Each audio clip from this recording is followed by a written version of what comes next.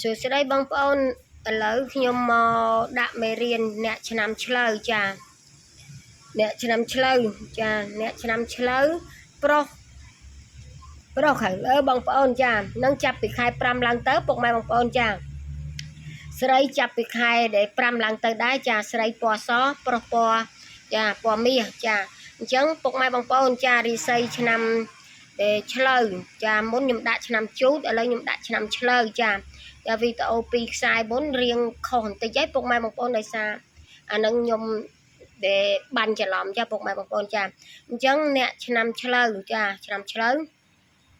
មនុស្សប្រុសក្នុងឆ្នាំហ្នឹងត្រូវតែមានការប្រុងប្រយ័ត្នតិចចាខកចិត្តបាត់បង់រឿងរ៉ាវជួបប្រកែកគ្នាខូចខាតចាការងារខកចិត្តអញ្ចឹងពុកម៉ែបងប្អូនចាតែឲ្យបរាជ័យ0ក៏វាមិនទៅជា0ដែរពុកម៉ែប៉ុន្តែតមពាក្យសម្ដីការជួបប្រកែកគ្នាចាពុកម៉ែបងប្អូនចាអ្នកឆ្នាំឆ្លូវចាមនុស្សប្រុសចាអញ្ចឹងចាប់ពីខែ5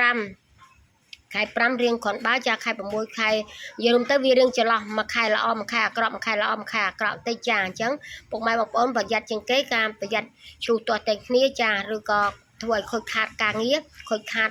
លុយកាក់ប្រាក់ការឬវាផ្ដាច់មនោចេតនាសាច់ញាតិបងប្អូនមិត្តភ័ក្តិអញ្ចឹងណាចាបើថាយល់ល្អទេអត់ធ្វើបានក៏អត់ទៅចាតែអត់អីទេហើយចំពោះអ្នកឆ្នាំដែលឆ្លូវដែរតែស្រីចាអញ្ចឹងអ្នកឆ្នាំឆ្លូវឆ្នាំដែលស្រីចាអាចទទួលលាភជ័យសិរីសួស្តីបានចាវាអាចបាន60%ចាបាន60%ចាចាប់ពីខែ5ឡើងទៅចាខែ5ខែ6ទៅរាសីល្អចាអាចកាក់កបរាប់បាននិយាយរួមទៅវាអាចថាក្នុងខែ5ខែអីចឹងទៅវាអាចខ្លួនឬក៏ក្នុងឆ្នាំហ្នឹងវាអាចថាអាក្រក់ដែល40ល្អ60ចាពុកម៉ែបងប្អូនចាតែបើសម្រាប់មនុស្សប្រុសរៀងអាចថាល្អបានតែ40ទេអាក្រក់វាចូល60ចាតែយើងត្រូវតែមានការប្រុងប្រយ័ត្នចាទោះបីតាគ្រូទាយថាល្អឬក៏អាក្រក់ក្តៅក៏យើង